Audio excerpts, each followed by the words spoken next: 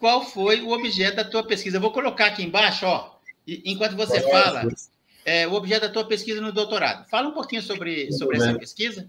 Essa pesquisa com esse nome aí, tanto quanto meio assim criptográfico, ela teve a intenção de esclarecer alguns aspectos teológicos que existem nas teses de Cantor, matemático alemão. Ele é russo, né? Nasceu em São Petersburgo, mas ele tem toda uma formação alemã. Ele nasceu dentro de uma cultura alemã. E já é assim, vamos chamar assim, de conhecimento comum de que Cantor usou aspectos, ele pelo menos se inspirava em algumas ideias teológicas quando ele desenvolveu as suas ideias sobre a noção de infinito. E a minha tese foi uma tentativa de tentar entender matematicamente como que esse pano de fundo teológico operou nas teses de Cantor. Como que de fato apareceram, né, ideias teológicas nas teses de Cantor. Basicamente foi isso. Eu queria que você contextualizasse o Cantor, falar para quem nunca ouviu falar do Cantor, quando ele viveu, aonde ele viveu, a origem histórica e os conceitos fundamentais assim que você trabalhou do Cantor para desenvolver a sua pesquisa. Tá bom. Bom, Georg Cantor é um matemático do século XIX, mais especificamente ele nasceu em 1845, morreu em 1918, nasceu em São Petersburgo, na época que havia o Império Russo. Teve a sua formação inteira praticamente feita na Alemanha. Foi um matemático que se dedicou a estudos de assuntos que envolvem a noção de séries de Fourier, etc. Fez vários estudos sobre conceitos topológicos. E, a partir desses estudos sobre conceitos topológicos, ele criou, né? Ele sistematizou uma teoria dos números transfinitos. Isso por volta de 1883. Ele é muito conhecido como sendo aquele que introduziu, de fato, uma teoria dos conjuntos, né? É considerado o pai dessa noção, é considerado o precursor da noção de teoria de conjunto. É dele as ideias fundamentais que até hoje a gente usa sobre a noção de número cardinal, ordinal, quando isso é expandido para a noção de infinito. Ele cunhou o termo número transfinito e é, sem dúvida nenhuma, um dos maiores matemáticos que já houve. Só um detalhe, ele teve uma vida um tanto quanto trágica, morreu num hospital psiquiátrico em Halle, na Alemanha, sob assim, condições não muito agradáveis. Teve uma vida meio pesada. Mas é basicamente um típico matemático do século, vamos chamar assim, do século XIX. Matemático que eu chamaria de romântico. Interessante. Walter, e eu queria que você falasse um pouquinho do começo, dos primórdios da teoria dos conjuntos.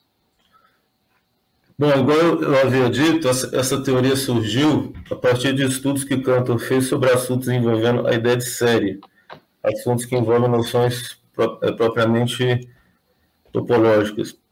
Basicamente, a ideia é a seguinte: o Cantor havia estudado uma tese chamada tese de Fourier, que diz que toda função contínua admite uma representação por meio de uma série trigonométrica. Cantor, a partir de um diálogo que ele teve com um colega na Universidade de Halle, chamado Heine, ele se propôs a estudar se havia, de fato, nessa representação de uma função contínua, uma unicidade, isso é, dado uma função contínua qualquer. O que seria isso, uma função contínua? É aquela que a gente vê como um gráfico sem saltos, né? Ela funciona como sendo um gráfico, uma linha, né? uma linha contínua. Então, ele, diante dessa tese de que toda função contínua pode ser apresentada como uma série de Fourier, ele se dedicou, então, a saber se dado uma função qualquer, né, contínua, se ela tivesse duas representações por séries de Fourier, quando que essas representações elas seriam únicas, né? Ou seja, a questão é saber sobre a unicidade dessas representações, dessas funções contínuas. Dado isso, né, a partir disso, ele chegou então ao estudos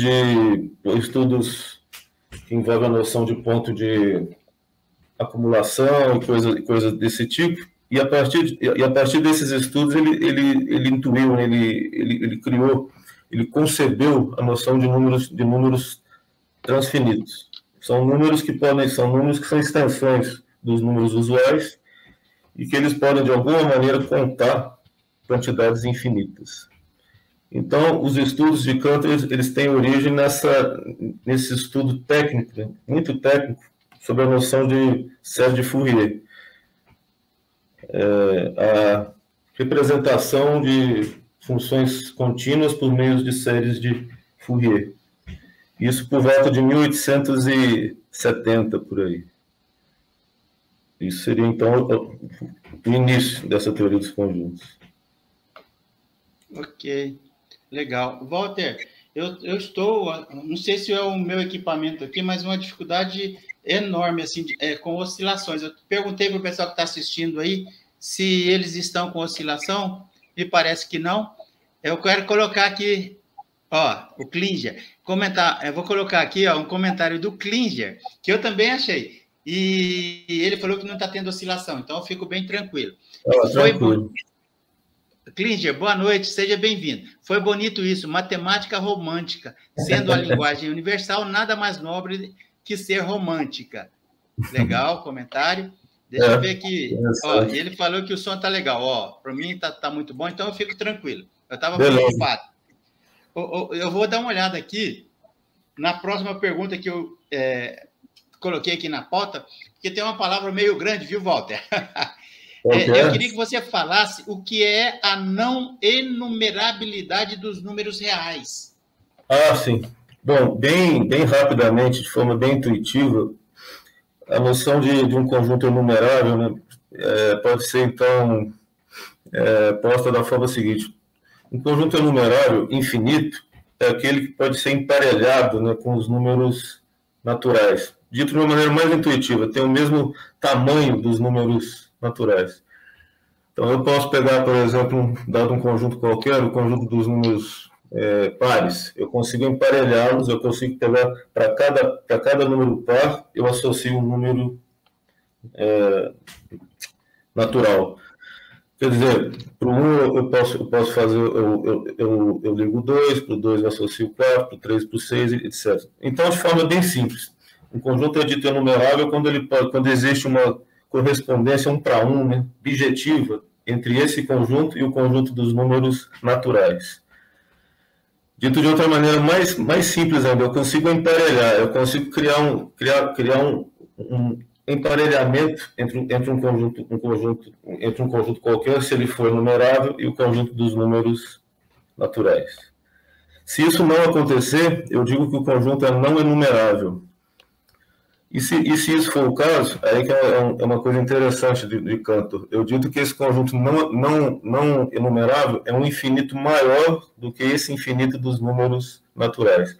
O que não deixa de ser contraintuitivo, porque a ideia que a gente tem de algo infinito é que de fato, se existe alguma coisa infinita, ela é incomparável com outros infinitos. Ou seja, só teria um único infinito.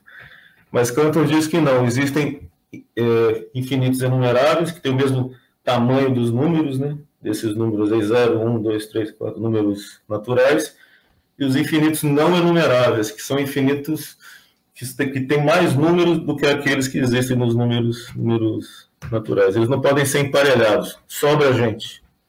Então, eu tenho mais números reais do que números naturais.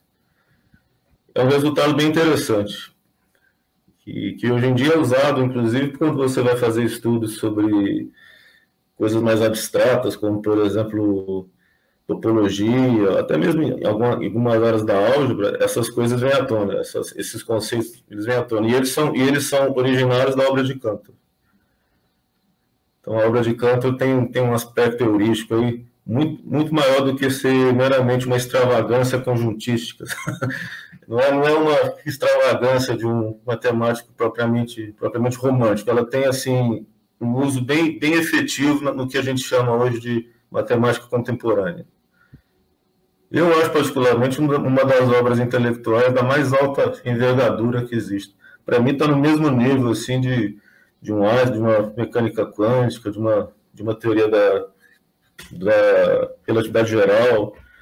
São coisas assim que de altíssima patente, né, no mundo cultural. Posso falar assim.